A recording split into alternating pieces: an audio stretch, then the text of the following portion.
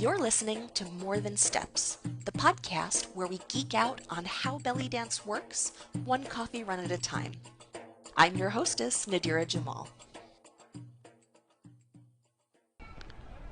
In my last episode, I mentioned my injury history and how I was still able to progress as a dancer while I was out for the count. But I want to share one of the more important lessons that I learned today. First, let me tell you a little bit about that history.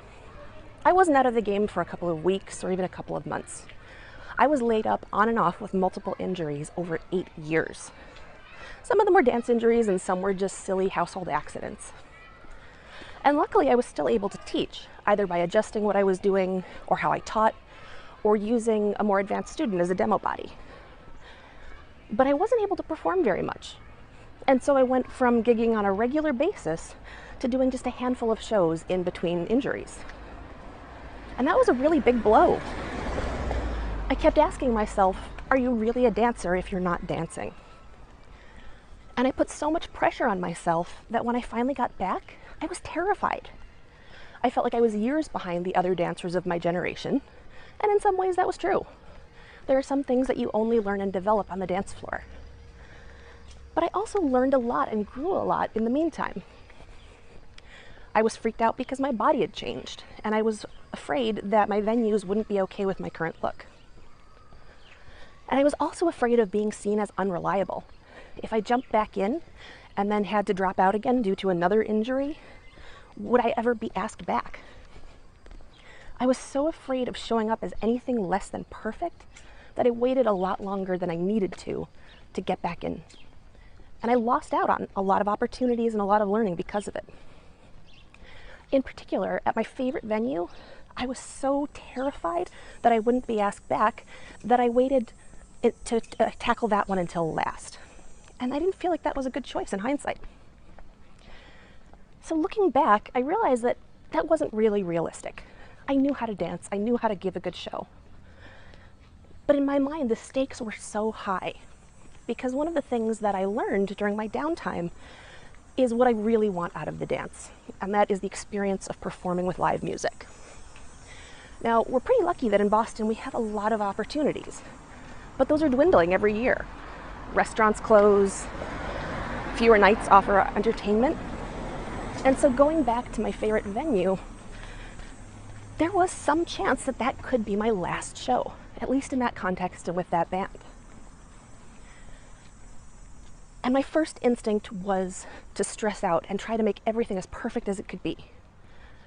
But instead, I said, screw it. I'm going to stop trying to be good and just enjoy the show. Because if it's my last one, I don't want to be remembered as being great. I want to remember a great experience. So I did. And it was a fantastic show.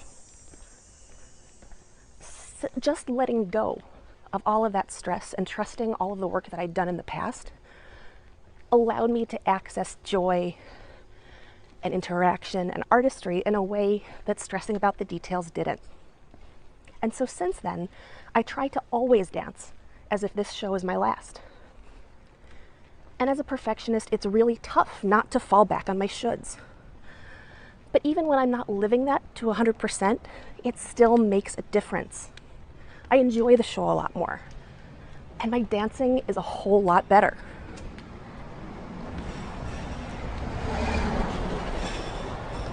And I think that that will be true for you too, because we're better dancers when we dance from love and not from our shoulds. But that's easier said than done. So how do we do it? Well, the first step is easy. You just have to make the decision. But it's also not that simple. It takes reflection and self-discipline to not fall back into all of your shoulds and judging yourself and being afraid of being anything less than perfect. But here are some tips. Ask yourself what you enjoy the most about dancing, and be honest. For me, it's the experience of live music, but for you, it might be something like the together time that you have with your troupe mates. Then cherish the performance opportunities that you really love. Seek out the ones that have those qualities. But don't feel like you have to do every one. It's okay to turn down a gig if it's not what you want, or if you're tired and burnt out. choose music that you're most excited about. It is important to consider the audience, but within that ballpark, your taste wins. And do learn, grow, and experiment, but don't feel like you have to be all things to all people and master every skill. Above all, don't try to be impressive. And this is my Achilles heel, especially when I'm teaching at a festival and performing in the show. If you have impressive options, use them, but only when they tickle you, only when they make you excited to dance or put a smile on your face. Remember that the point is to make the audience feel something, not to make them impressed with you. And one way that you can help that happen is to set your intention before you go on. Some people have a mantra. A good one that I've heard is, I'm here to bless, not impress. Or just think of it as a decision. If this is my last show, I'm going to make it count. Because any show could be your last. I hope you have a long and happy dance life. But you never know when an accident or a venue closure will close that door. And when you look back, you're not going to remember how impressed people were with you. You're going to remember their smiling faces and that magic feeling when you and the music and the audience all melt together and there's nothing left but the moment. I had that. I danced at my favorite venue recently, and that was the first time that I really lived that principle 100% and truly danced like it was my last show ever. And it was magic. I got on a plane the next day and we had a pretty bumpy landing. But instead of feeling afraid, I just felt content.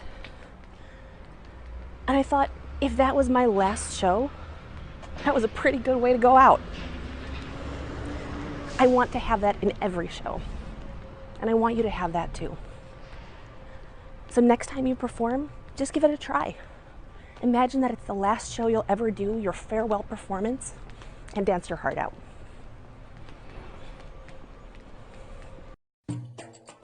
Thanks for listening. For more geektacular resources, visit bellydancegeek.com.